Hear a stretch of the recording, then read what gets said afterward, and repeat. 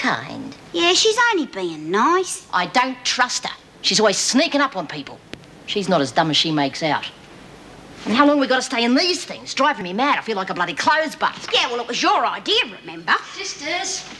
Oh, sisters, you'll really have to come out and have a look at the garden. The passion fruit's gone mad. I'll have to give some to the neighbours. Yeah, well, maybe later. We're not really the outdoor type. Oh. Well, 6 o'clock. I think it's time for a sherry. I don't suppose I could tempt you to join me, just the one. Well, wasn't really allowed at the convent, but seeing as it's a type of wine, I don't suppose the good Lord would take offence to you, sister. Not if we had just the one. Good. I was sure it would be all right.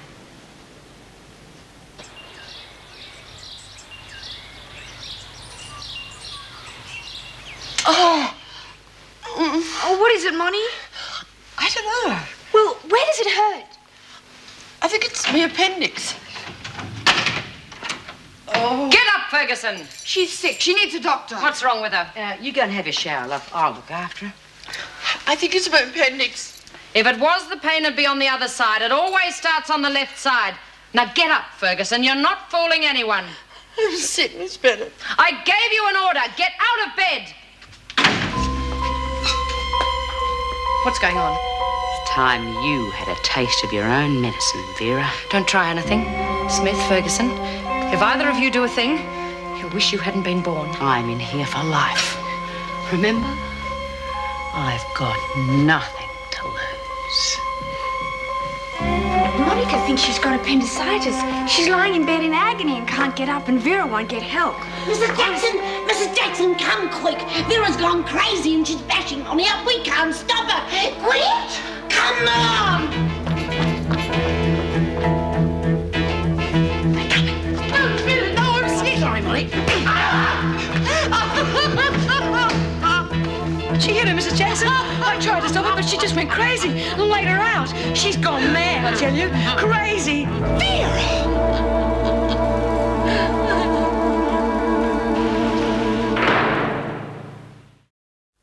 Look, I told her I was crook and I need to see a doctor. She calls me a liar and tells me to get up. Well, I couldn't at the time because I was in such pain.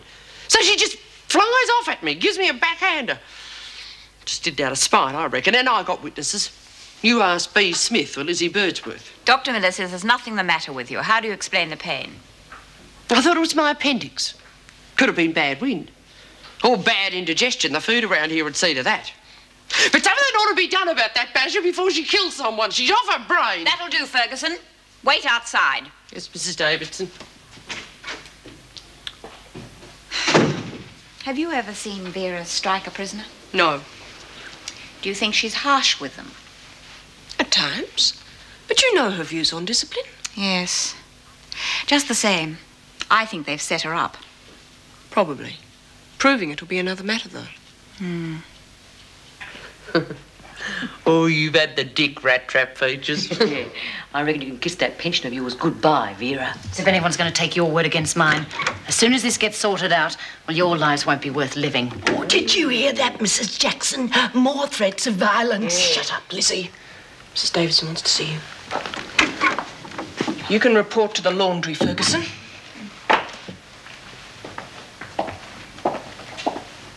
You think you're going to get away with this? Away with what, Mrs. Jackson? This sort of stunt isn't going to help anyone. Least of all you. Oh, we're telling the truth. Everyone knows what she's like. It's a wonder she hasn't bashed someone before this. Now, is there anything in your book about sprained wrists?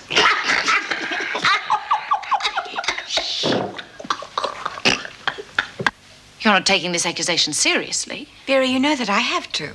With my record of service, do you really think I'd jeopardize that by lashing out at one of those women? It doesn't matter what I think. I can't just ignore it. The women have rights too, you know. Oh, yes. The women have rights. The right to do what they damn well please and the right to get away with it. If I was in charge here, I'd show them who had the whip hand. I'm well aware of your views, Miss Bennett. However, no officer is permitted to lay a hand on a prisoner unless in self-defense. Did you strike Ferguson in self-defense? Will you tell her? Did you see me strike them? No, but you were standing over her. I was standing, thank you very much, Mrs. Jackson. Yes, well, I think perhaps a couple of days off till we get to the bottom of this. But that That's an admission of guilt. If you remain on duty, it will only make matters worse. It'll be doubly difficult to get at the truth. I've told you the truth. I refuse. I am not asking you, Miss Bennett. I am ordering you.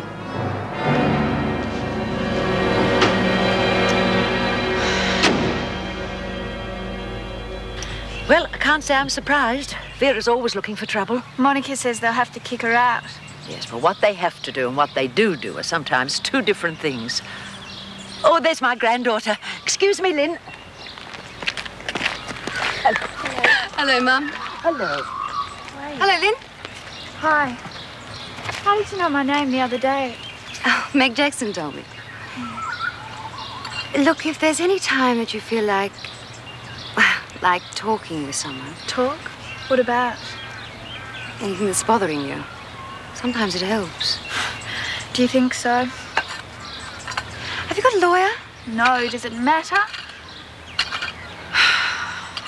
Well, I'll be here tomorrow to meet you when they let you out. Oh, you make me sound like a wild animal. Oh, Grandma, you know what I mean. So exciting. Yes, but well, I've got my share of butterflies too. Why? Well, it's almost like starting a new family all over again. Oh, Grandma, we'll do all right. I know we will. Tell me about our flat.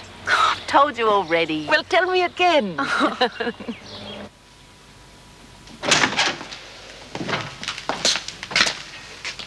Me first ever visitor. The kid with foot and mouth disease. Knew it was too good to be true. Cut it out, B. Look, I'm here to say I'm sorry. Yeah, well, you should be saying that to Marilyn. I don't have to put up with you. I didn't do too good, did I? Oh, you might say that. Well, look, I've been thinking.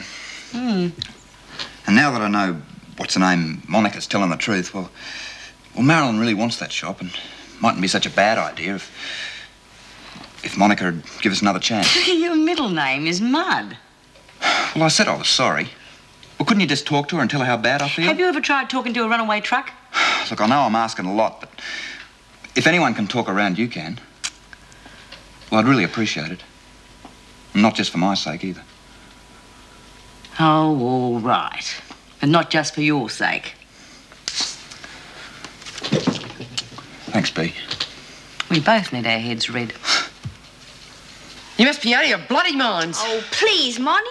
I already said no. Now, come on, Monty. Let bygones be bygones. I'm not forgetting what he said. He's already apologised. What do you want him to do? Kiss your feet? Well, it wouldn't do him much good if he did, because I've already made up my mind. Go on, Monty, give us another chance. Well, he didn't mean to be like that. It was just a shock to him, that's all. Yeah, well, it was a shock to me, too, I can tell you. Came close to necking him, the little runt. Let him have the shock. No! It can stay empty for all I care. And what about your 10%? You going to let that go down the drain? You're cutting off your nose to spite your face. Who needs it? All right. If you don't let him have the shop, I'm going to tell the governor you set Vera up. What? Shut up. You wouldn't dare. Wouldn't I? I'll tell her it was all your idea.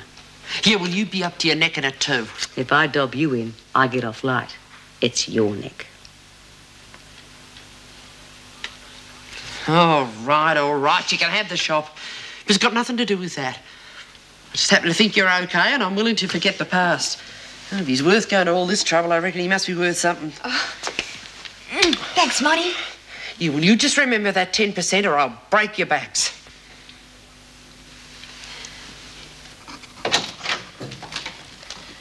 Vera, it's only a temporary measure, I'm sure. Just for a day or two until we find out. Well, according to you, Mrs. Jackson, I was standing over Ferguson. It seems to me you've already made up your mind. Just stated the facts. It's hard to know what to believe. Well, why can't you believe me? I mean, we've been working here together for years. You take their side. You know how much this job means to me.